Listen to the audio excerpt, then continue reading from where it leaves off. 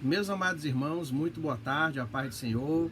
Estamos aqui dando continuidade aos nossos estudos na temática de história da África e afro-brasileira. E na aula passada nós abordamos um panorama da pré-história do continente africano. Nós estudamos as primeiras espécies que lá surgiram, nós estudamos a evolução da vida na África, da vida humana, nós falamos dos dois principais tipos de hominídeos que lá existiam, que nós temos evidências paleontológicas, os Australopithecus e o gênero Homo, e nós falamos então de toda essa evolução, que na verdade é uma área que pertence mais à paleontologia do que propriamente à história. Mas é de uma contribuição muito grande nós conhecermos, e nós vimos isso na aula passada. A proposta para a aula de hoje é que a gente fale de duas grandes civilizações africanas, que são a civilização, três grandes civilizações africanas antigas, são três. Nós vamos estudar a civilização egípcia, nós vamos estudar a civilização cuxita e a civilização etíope. Então nós vamos trazer esse panorama. O intervalo temporal da aula de hoje, enquanto na aula passada foi de 2,4 milhões de anos atrás até cerca de 6.000 a.C., a gente hoje vai de 6.000 a.C. até 700 a.C. Então nós vamos apresentar para vocês essas três grandes civilizações: Egito, Cush, e que é a Núbia também, né? Mesma coisa. Egito, Núbia e Etiópia, ok? Que alguns chamam, até às vezes confunde, né? Porque alguns, às vezes você vê historiador chamando Cush a civilização da Núbia, e em outros falando Cush a civilização da Etiópia. Mas é porque às vezes esse nome Cush é o nome dado a qualquer civilização abaixo do Egito, ao sul do Egito. Então por isso que às vezes a coisa se mistura. Eu vou preferir chamar Egito,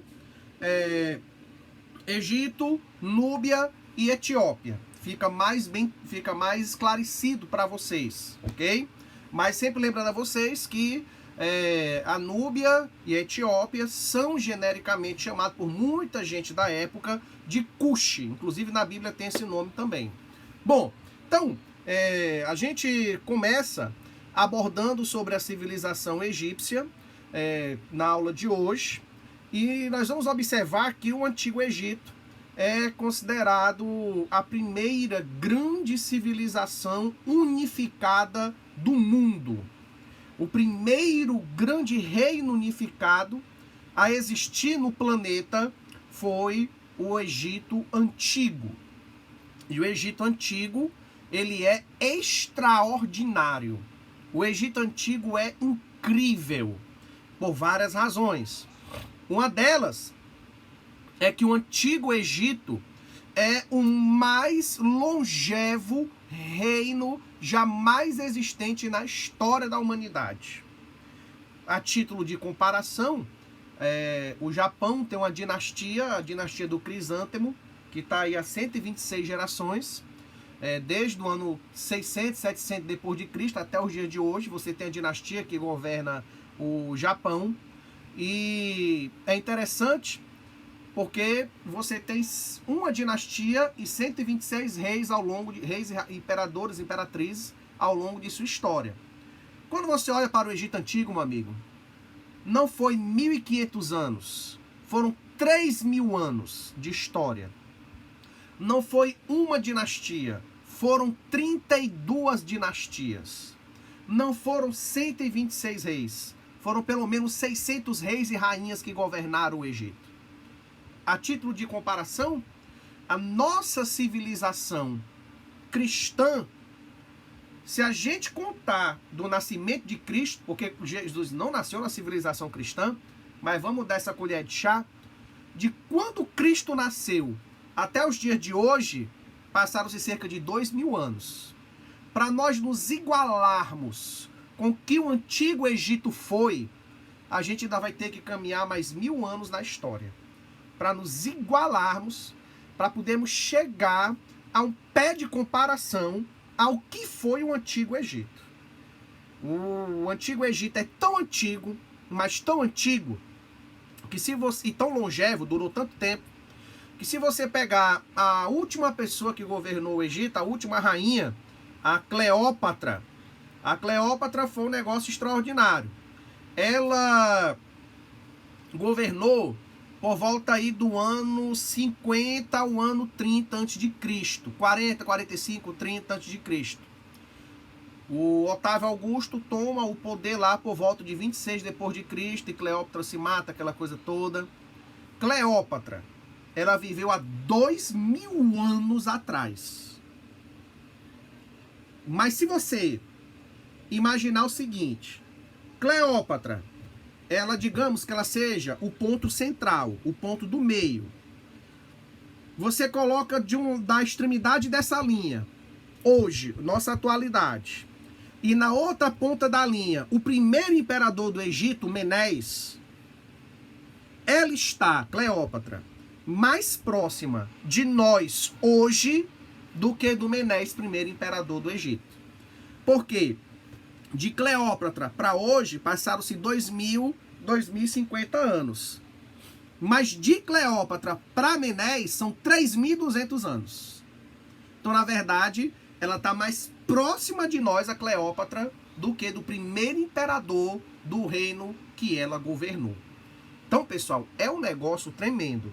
O Egito, de fato, é considerada a mãe da civilização por conta disso. Mano, e a Mesopotâmia? A Mesopotâmia é muito importante. E a Mesopotâmia, no surgimento da civilização, é até mais antiga do que o Egito. Porque a civilização suméria é de 4.000, 3.800, 3.700 a.C. Ao passo que o Egito é de 3.500 a 3.300, 3.200 a.C., o surgimento deles. Mas na Mesopotâmia, você não teve reinos que duraram muitos séculos. Se você pegar, por exemplo, o próprio reino sumeriano durou 600, 700 anos. E mesmo assim não era um reino unificado. Eram cidades que cada um tinha seu rei, tinha suas leis, e às vezes brigavam e às vezes se uniam. Você vai até isso na Bíblia, quando há guerra dos reis mesopotâmicos, no qual inclusive Abraão se envolve. Vocês lembram lá em Gênesis, acho que é capítulo 14, ou é capítulo 15, em que 4 reis da Mesopotâmia se unem contra 5 reis da Mesopotâmia. Inclusive os reis de Sodoma e Gomorra estavam nessa confederação dos 5 reis e eles perdem essa guerra. E é interessante pelo seguinte, que você vai ver que eles viviam brigando entre si. A Mesopotâmia ela não formou uma civilização unificada. Depois você teve os acadianos, depois você teve os assírios, você teve os amoritas, você teve os caldeus, os babilônios, que às vezes tem gente que diferencia, né? Tem uma porrada de civilização. Mas eles não formaram um reino unificado e duradouro com um único povo, como foi o caso do povo egípcio. O Egito Antigo, nesse sentido, então, ele foi o primeiro grande império que nós temos no mundo. E o que isso tem a ver com a nossa disciplina? Isso tem tudo a ver, nada a ver. Isso tem tudo a ver porque nós estamos estudando história da África. Então, tem tudo a ver porque o Egito é uma civilização africana. Para todos os efeitos práticos, a civilização egípcia é uma civilização do continente africano. Então, esse é um ponto muito relevante que a gente precisa considerar ao estudar essa história extraordinária, ok? Então esse é o primeiro ponto importante. Uma outra coisa muito importante que a gente precisa atentar quando estuda o Antigo Egito é que eles trouxeram uma série de inovações, uma série de renovações, uma série de descobertas extraordinárias. A gente, quando estuda Egito Antigo, quer logo pensar nas pirâmides.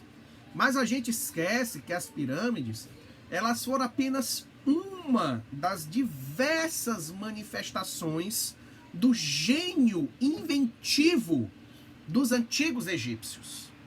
Na verdade, você vai observar que existem as 3 maiores pirâmides, acho que todo mundo conhece, que são as pirâmides com nome de imperadores, ou reis, como você queira. Você tem a maior pirâmide de todas, que é a pirâmide de Gizé, ou Gizá, em árabe, que ela tem 148 metros de altura, e que foi a mais alta construção feita pela raça humana desde sua fundação até 1890. Porque aí em 1890 é criada a Torre Eiffel, e a Torre Eiffel é um pouco mais alta que do que a pirâmide de Gizé. E hoje aí você já tem construções muito mais altas, como o Burj Khalifa, com 880 metros de altura, quase 4 vezes maior, 5 vezes maior do que a pirâmide de Gizé.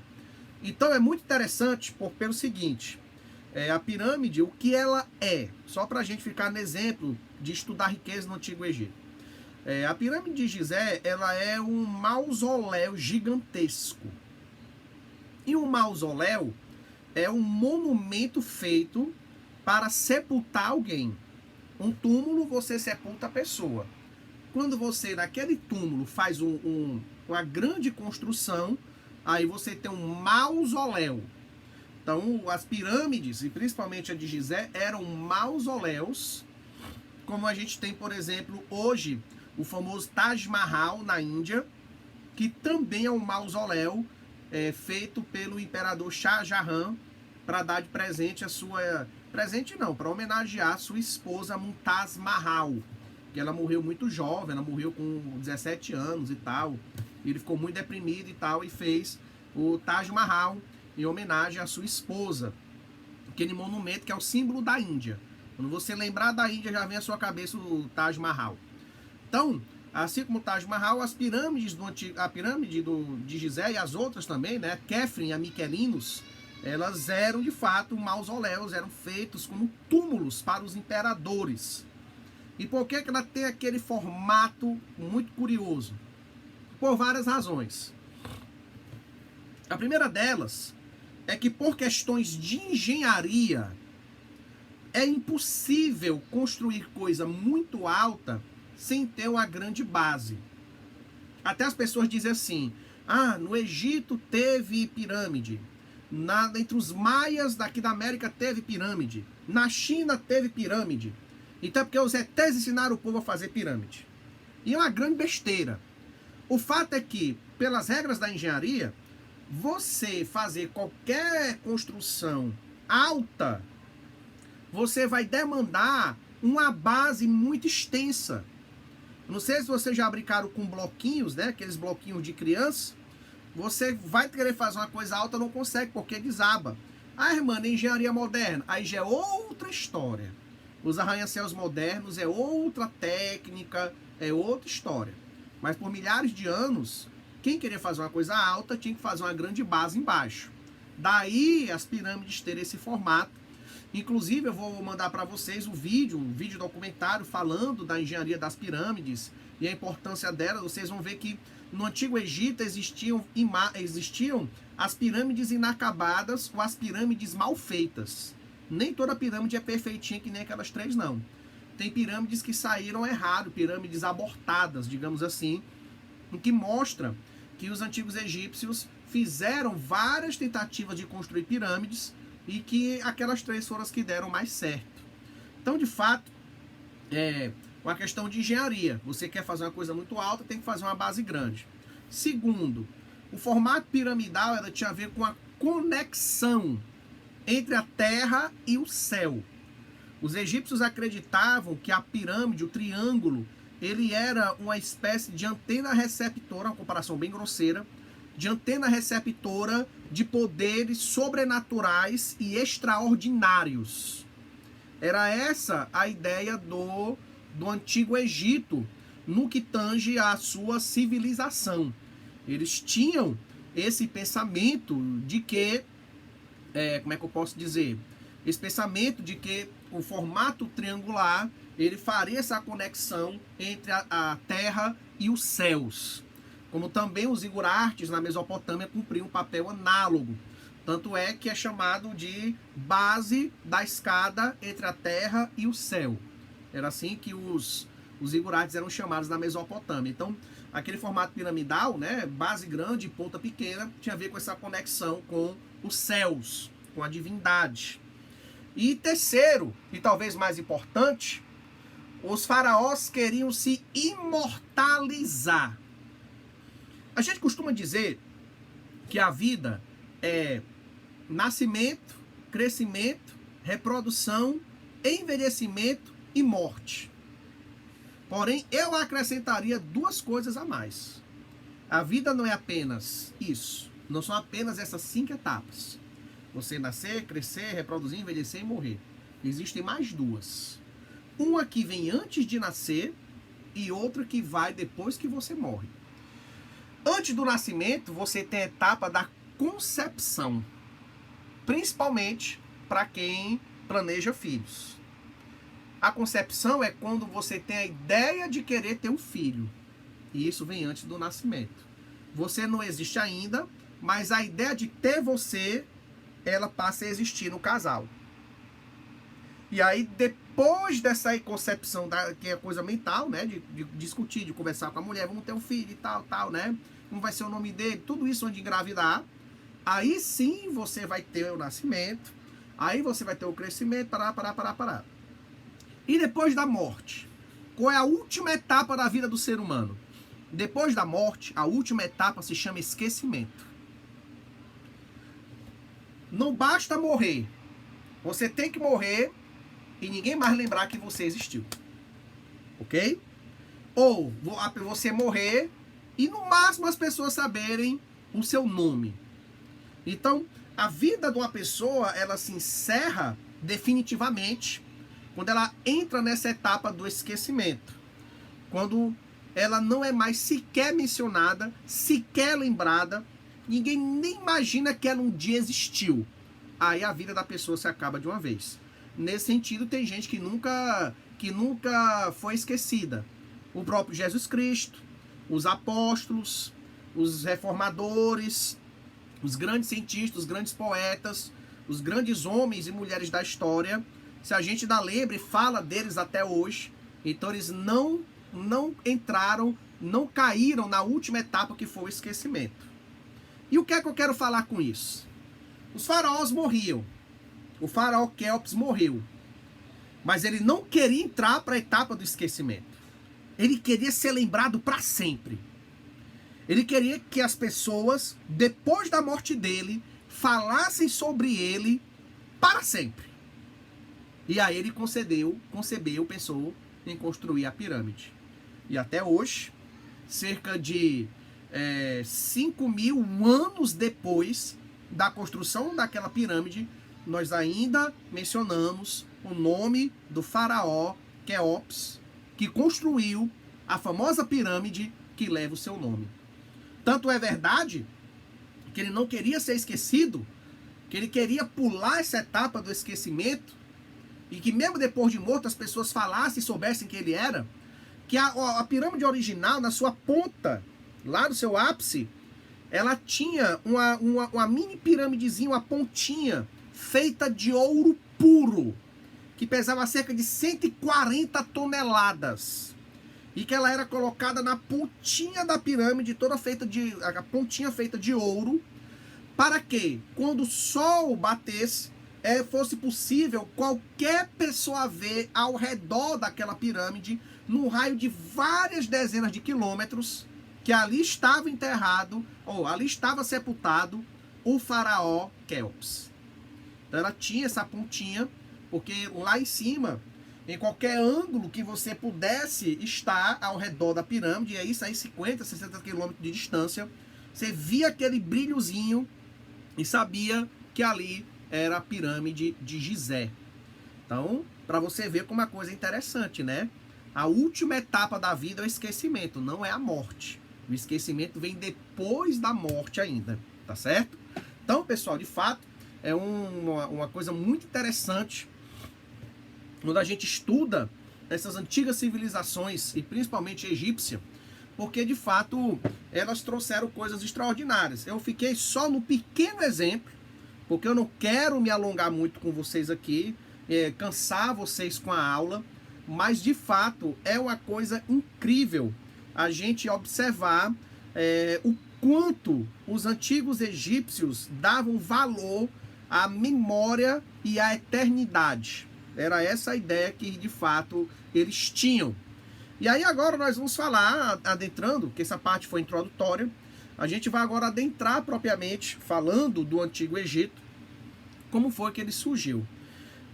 Fala-se, segundo os historiadores, né, comenta-se, que na região do Vale do Rio Nilo, o Rio Nilo até 2007, 2008, era considerado o maior rio do mundo, o mais extenso rio do mundo.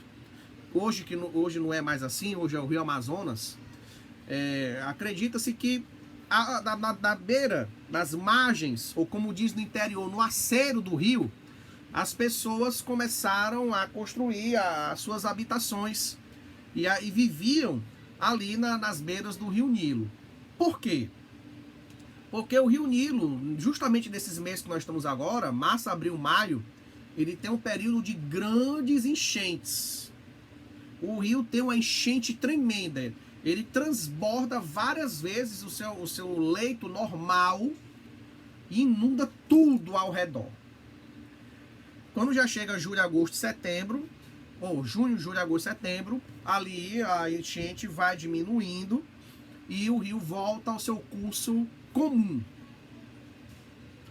Quando o rio volta ao curso comum, aquela margem que ficou alagada, ela é extremamente propícia à agricultura.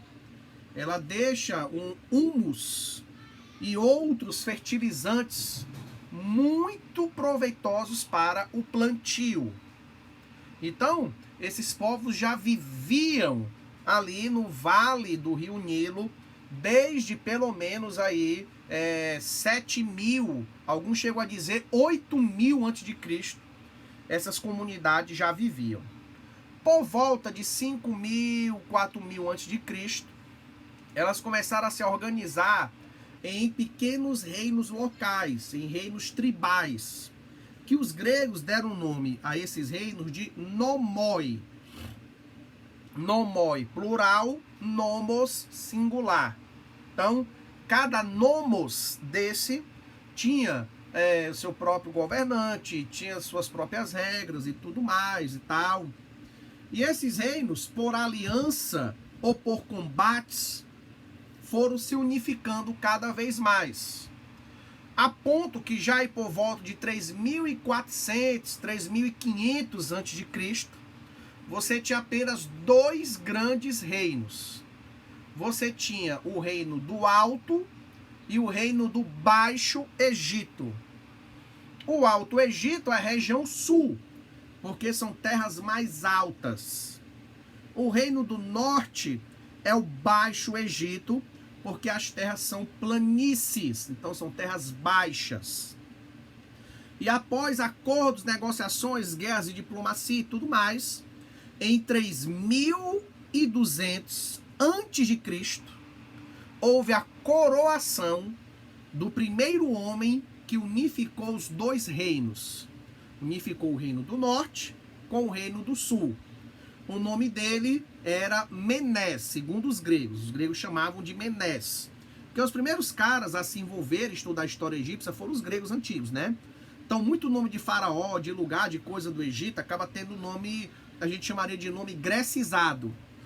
Nome que remeteria mais à língua grega do que à língua egípcia propriamente dita. Mas, de fato, quando a gente observa, Menés ele unificou as duas coroas, coroa do norte, coroa do sul, e o reino do Egito se tornou de fato um reino unificado. Um reino de fato que estava ali como uma entidade jurídica única.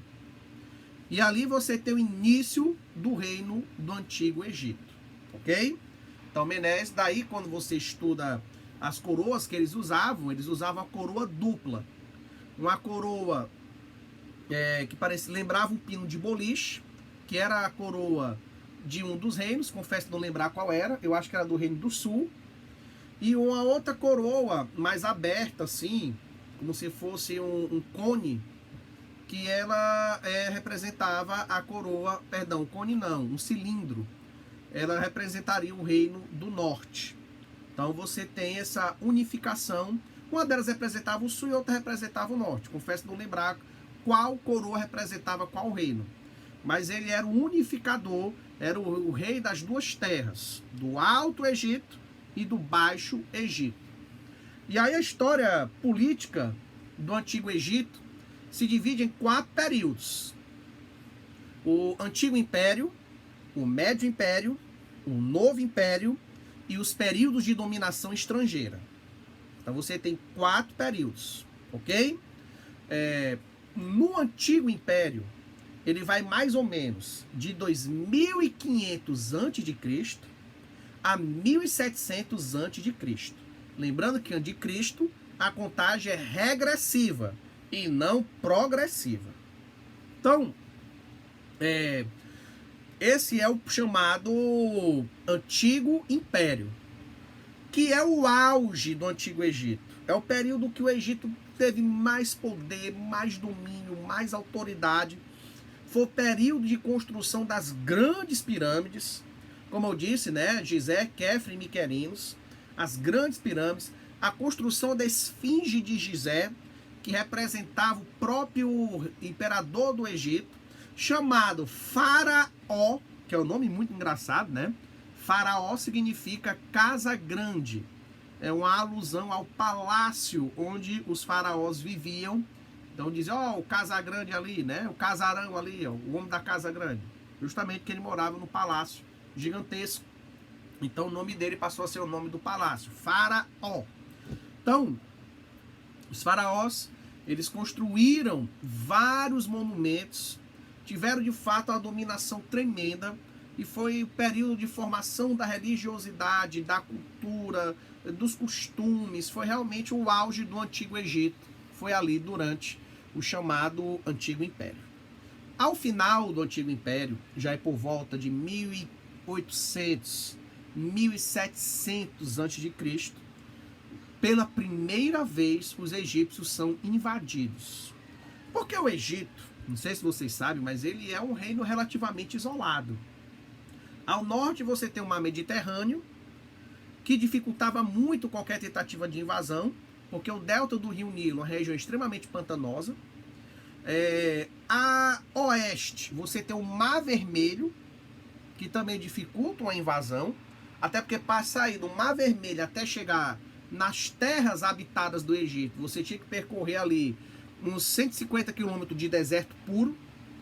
Ao oeste, aí é que você tem mesmo o deserto do Saara, que é o maior deserto do mundo, maior que o Brasil, 10 milhões de quilômetros quadrados, uma coisa assim surreal. E ao sul, você tinha 2 grandes reinos, que era a Núbia e a Etiópia, que nós vamos falar mais adiante, mas que, salvo raríssimos momentos, foram uma ameaça real para o Antigo Egito. O único meio de invadir o Egito era pela Península do Sinai, que é uma estreita faixa de terra com pouco mais de 50 quilômetros de extensão, que é a única regiãozinha que é possível tomar o Egito sem muita dificuldade. E foi por isso que o Egito teve tanta, é um dos motivos, claro, não é o único, que o Egito teve tanta estabilidade. Enquanto a Mesopotâmia era o palco de passagem de vários impérios e reinos e exércitos, o Egito era muito mais isolado geograficamente do que a Mesopotâmia. Mas um invasor externo, obviamente, chamado de povo Ixo. Esse povo conseguiu invadir o Antigo Egito, depuseram o faraó e criaram uma dinastia de faraós Ixos. Aí por volta de 1750 a.C. E ficaram governando até 1550 a.C. Cerca de 200 anos de dominação dos Ixos. E quando você vai na Bíblia, você vai ver que, coincidentemente, é quando José é elevado ao cargo de governador do Egito. a ascensão política de José é explicado pela providência divina, o que teologicamente é válido e verdadeiro, mas por outro lado também se entende porque o faraó que estava governando não era o egípcio de sangue puro. Ele era, na verdade, aparentado dos hebreus longínquamente, porque os Ixos, eles eram semitas, eles tinham uma origem comum com os hebreus. Então, para aquele faraó fazer essa aliança com José do Egito e trazer os hebreus para morar no Egito, era como trazer parentes distantes e dar uma ajuda a eles. Então, de fato, José foi favorecido quanto a isso.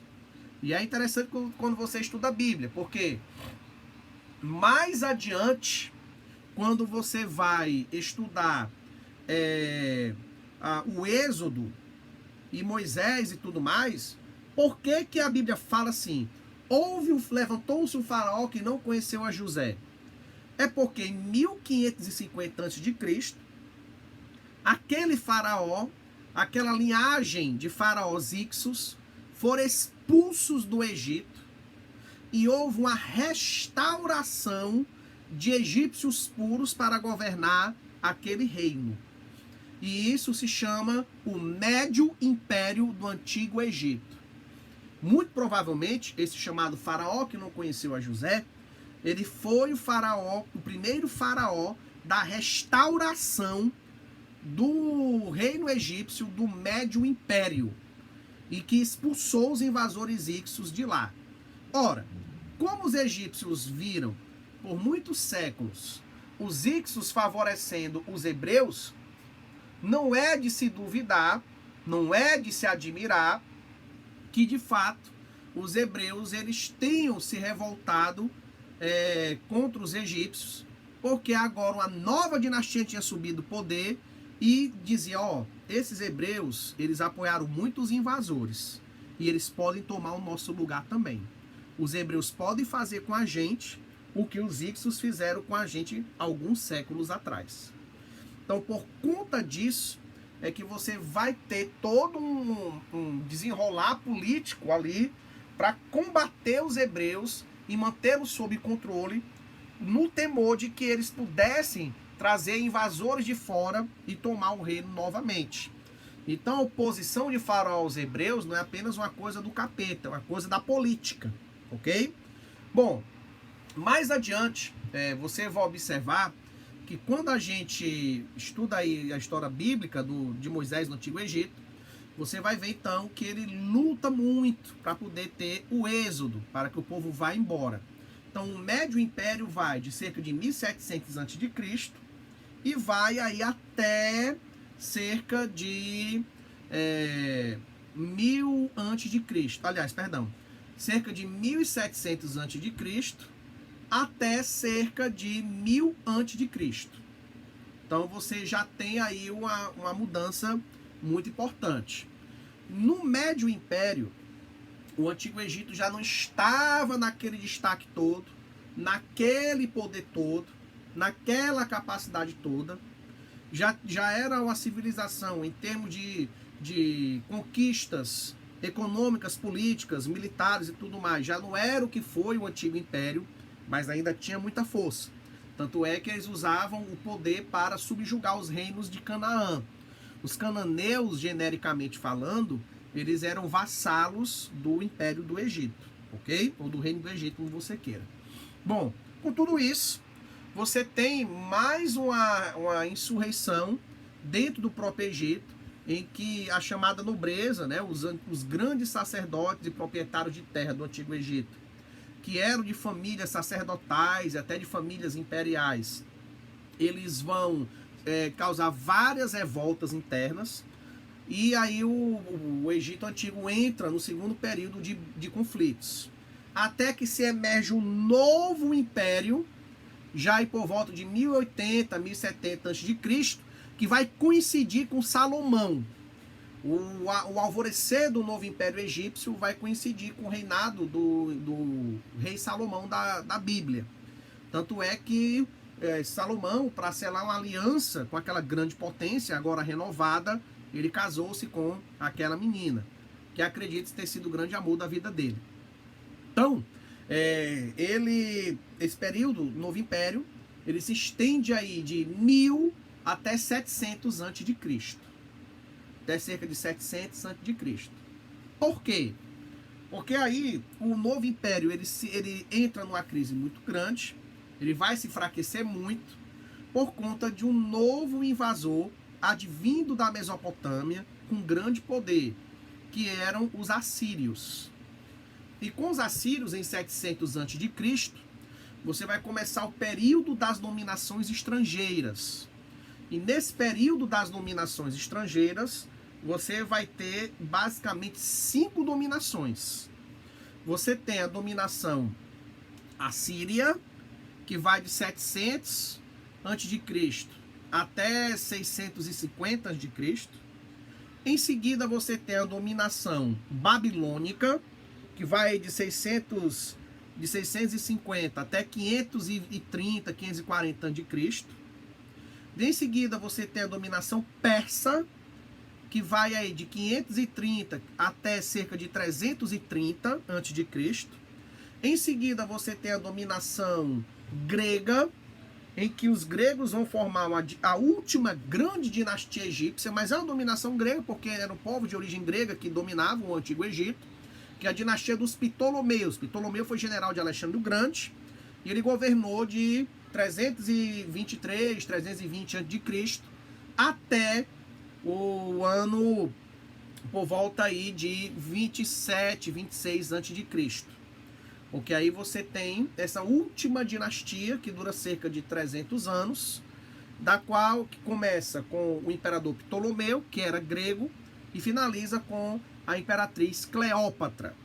E aí, por fim, você tem a última dominação, que é a dominação romana.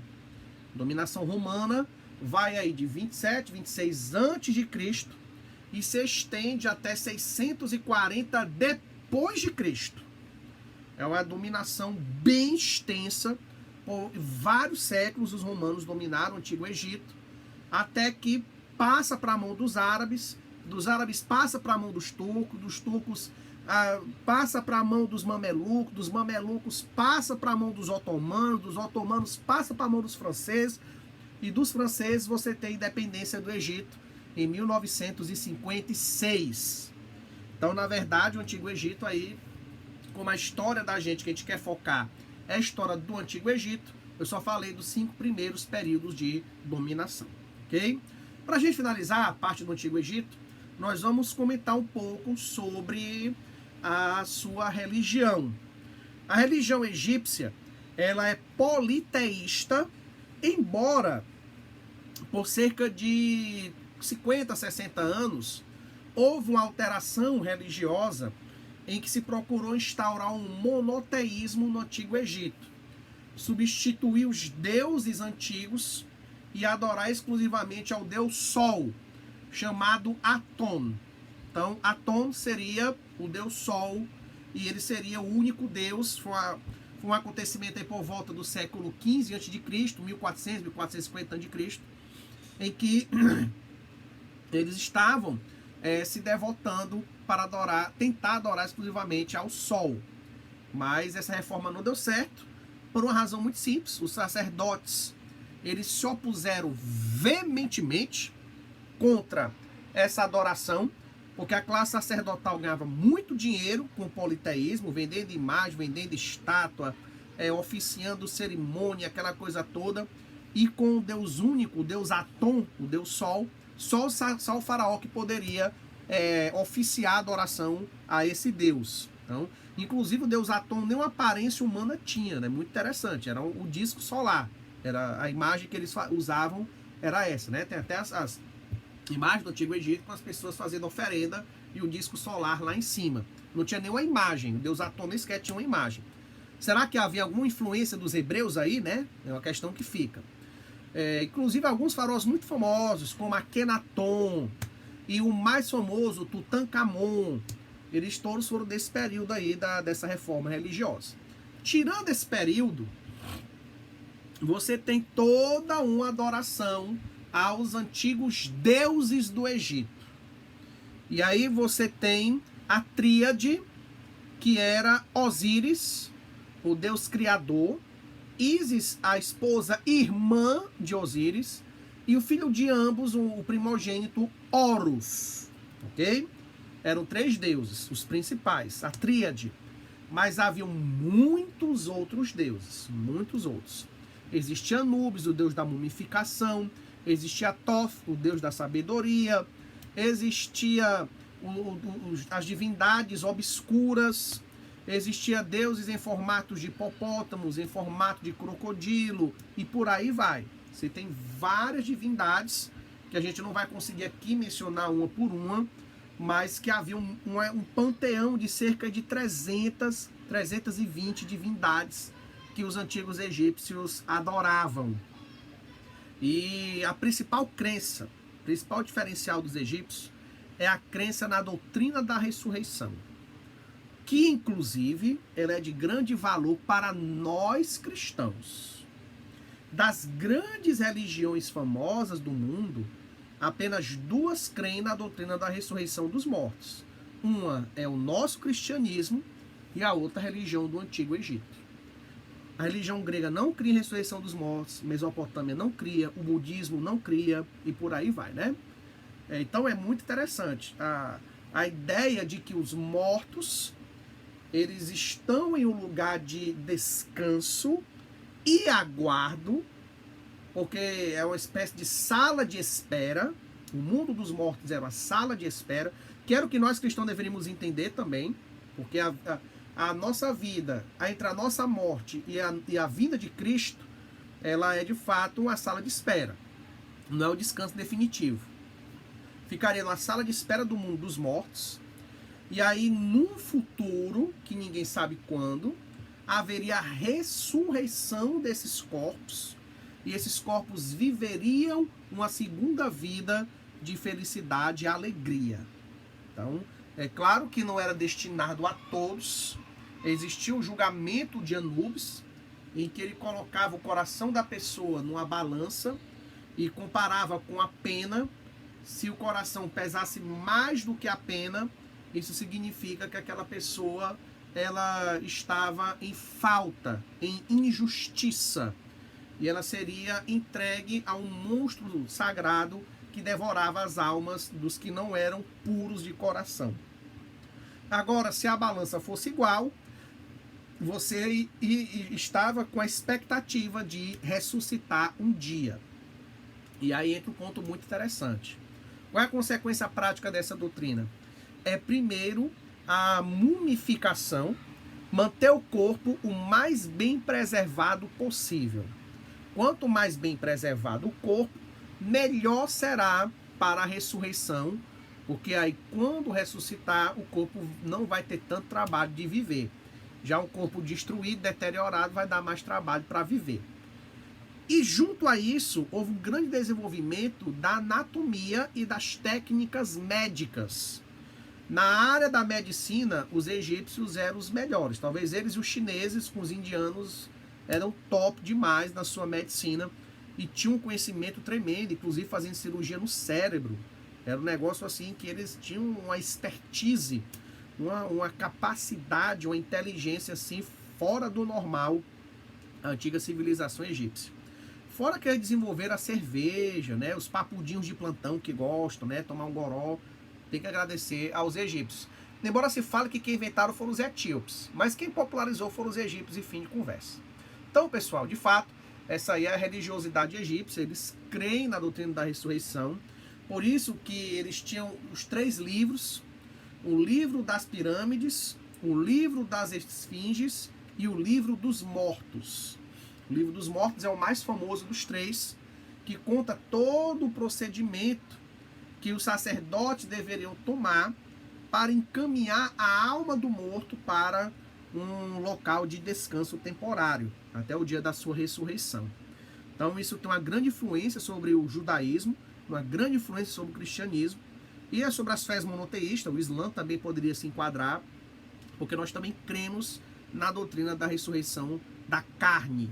Nós não cremos em várias vidas, que nem o budismo, não cremos numa vida única que nem os gregos, mas nós cremos que o corpo ele ressuscita.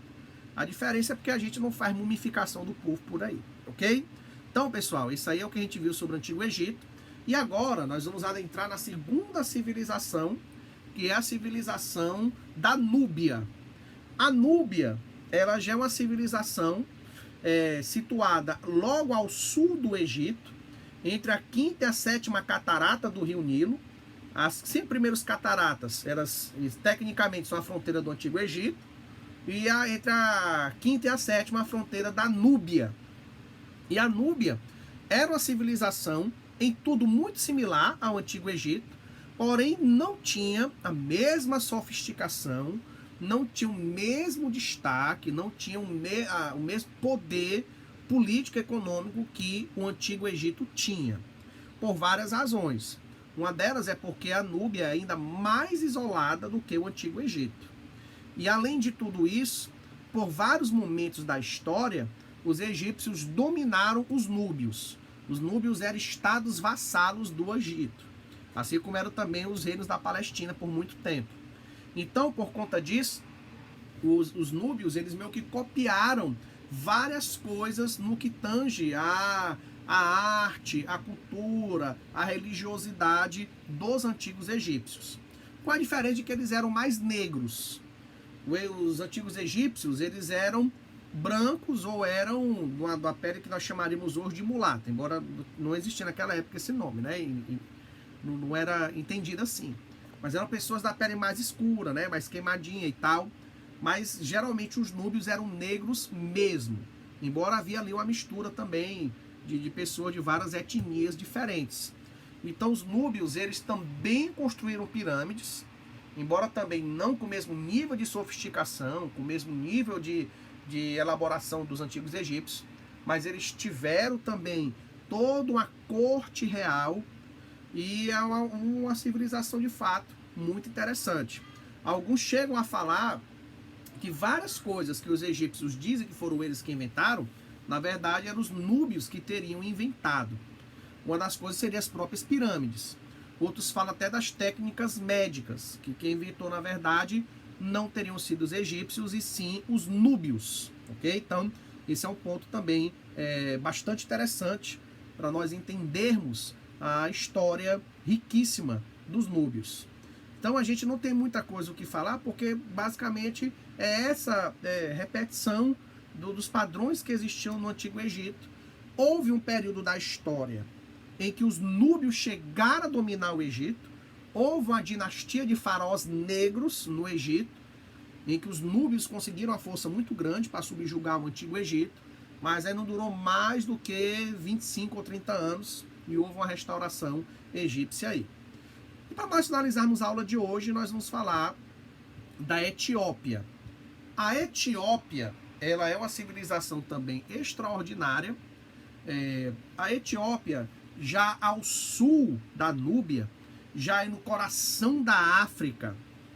Era a civilização que cresceu com padrões completamente diferentes. Na Bíblia, inclusive, os etíopes, eles às vezes são chamados genericamente de Sabá. Quando você lê lá, a rainha de Sabá visitou Salomão, era a rainha da Etiópia. E tem um detalhe muito curioso. Os etíopes, eles eram politeístas, adoravam vários deuses desconhecidos até, mas a partir do século 9 a.C., o judaísmo vai ter uma grande influência naquela sociedade. E você vai ter umas descendências, umas gerações de judeus negros etíopes. E o que aponta é que o seguinte, na Bíblia, a Bíblia não menciona nenhuma relação entre Salomão e a rainha de Sabá. Mas essa é a versão que nós temos da Bíblia. A versão que os etíopes contam é que Salomão engravidou a rainha de Sabá e ela teve um filho, e esse filho, na verdade, criou toda uma geração de judeus negros que adoravam Yahvé, que adorava o Deus Jeová lá na antiga Etiópia. E é interessante nós analisarmos isso porque a Etiópia se diferencia tanto do Egito como da Núbia por ser uma sociedade matriarcal e não patriarcal. Porque, veja bem, né? No Antigo Egito, os homens tinham uma preponderância nos cargos políticos, nos cargos sociais, né? Na dinâmica familiar e tudo mais. Porém, na Etiópia, quem tinha essa preponderância eram as mulheres. Tanto é que a pessoa que governava a Etiópia não era chamado de faraó, era chamado de Candace. E você vai ler lá no Novo Testamento, quando vai falar do mordomo de Candace. A gente pensa que Candace era o nome só daquela rainha. Não. Todas as rainhas da Etiópia são chamadas de Candace. E aí, de fato, como também todos os imperadores do Egito eram chamados de faraós. Então, as Candaces eram as rainhas da Etiópia. Não existia rei na Etiópia. Na verdade, o rei era só um consorte. Quem mandava na bagaça toda eram as mulheres lá mesmo. E as mulheres é que tinham essa autonomia para governar lá na antiga Etiópia. Então é muito interessante quando a gente analisa que de fato a Etiópia é uma sociedade diferenciada.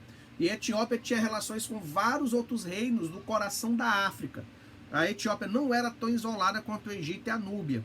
Eles tinham contato com os reinos da Somália, tinham contato com os reinos do Congo e tudo mais. Então é bem interessante a história dos etíopes. Tanto é que já por ser uma sociedade que adorava, que eram os judeus, adoravam o judaísmo, seguiam o judaísmo, quando a fé cristã foi introduzida na Etiópia, rapidamente os etíopes, muitos deles, a imensa maioria, se converteu à fé cristã.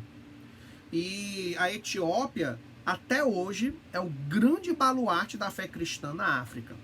Os etíopes, eles são cristãos não por uma ação missionária, como são os sul-africanos, nigerianos e tal, que os missionários cristãos foram lá e pregar. Não. Eles já são cristãos há centenas e centenas de anos já. E eles são um grande baluarte porque eles resistiram ao avanço do islamismo. O islamismo tentou várias vezes se introduzir na Etiópia e os etíopes bateram o pé e não aceitaram o islamismo e não aceitam até hoje. Tanto é que tem as guerrilhas islâmicas lá que querem converter os etíopes à força e eles não aceitam nem a pau Juvenal. Então, de fato, é uma civilização também extraordinária. Infelizmente, hoje um país muito pobre, muito deteriorado. É um país esquecido pelo restante do mundo, que também tem governos que são corruptos.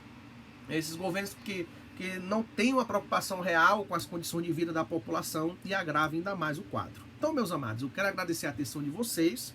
Eu vou mandar um documentário sobre as civilizações africanas antigas para vocês estudarem, para vocês se aprofundarem ainda mais. Porque eu percebi aqui que na aula eu dei 45 minutos só sobre o Antigo Egito e 10 minutos sobre Núbia e Etiópia. Então, para complementar essa minha aula, eu vou apresentar esses documentários para vocês assistirem, se interessarem, se aprofundarem nessa temática, ok? Bom, mais adiante, na próxima aula, nós vamos trazer para vocês a história da África já durante o período romano. História da África durante o período de dominação romana e já aí se estendendo para o período de dominação árabe. Então nós vamos estudar na próxima aula a África sob dominação romana e dominação árabe, ok? Espero você na próxima aula. Que Deus em Cristo te abençoe.